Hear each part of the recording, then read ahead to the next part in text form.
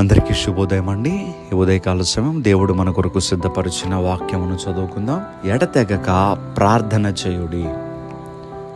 దేవుని వాక్యం మనల్ని ప్రార్థన చేయమని మనతో మాట్లాడుతూ ఉంది. ప్రియ దేవుని బిడ్డలారా, యేసుక్రీస్తు ప్రభువారు భూలోకంలో ఉన్నటువంటి సమయంలో మొట్టమొదటిగా ఆయన బాప్తిస్మం పొందిన తర్వాత 40 రోజులు ఉపవాస ప్రార్థనలు గడిపి ఉన్నారు. 40 రోజులు ఉపవాస ప్రార్థన అయిపోయిన తర్వాత కూడా గ్రంథములో చూసినప్పుడు ఏకాంతంగా ఆయన ప్రార్థన చేసుకునేవారు.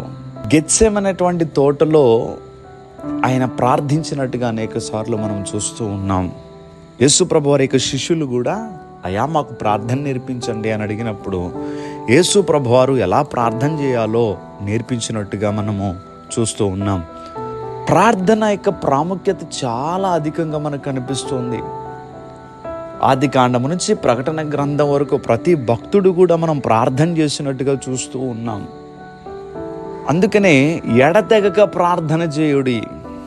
ఎడతెగక ప్రార్థన చేయాలంటే మనం అదేంటో కానండి, పాటలు చక్కగా వింటాం, వాక్యము వింటాం, కానీ ప్రార్థన దగ్గరకు వచ్చేసరికి శరీరము సహకరించదు, మనసు సహకరించదు.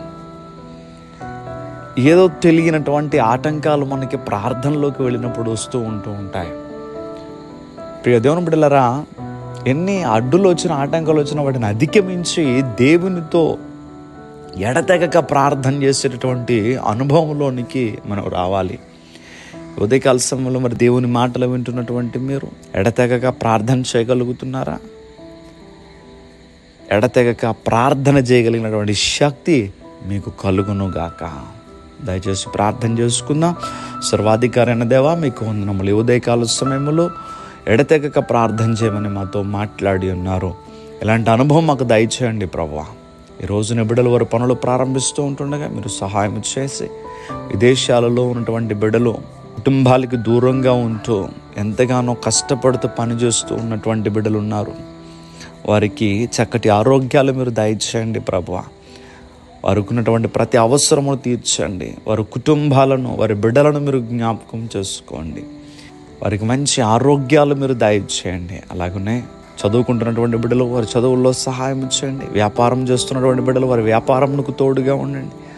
ఉద్యోగములు చేస్తున్నటువంటి బిడ్డలు వారి ఉద్యోగములలో తండ్రి వారికి తోడుగా ఉండండి. నీ బిడ్డల యొక్క అవసరములన్నిటినీ కూడా తీర్చి ఈ రోజంతా నీ బిడ్డలు సంతోషంగా ఉండలాగా మీ సన్నిధి తోడు నీ బిడ్డలకి దయచేయమని యేసుక్రీస్తు వారి యొక్క నామం పేరట అడిగి వేడుకుంటూ ఉన్నాం మా పరమ తండ్రి. Amen, amen, amen.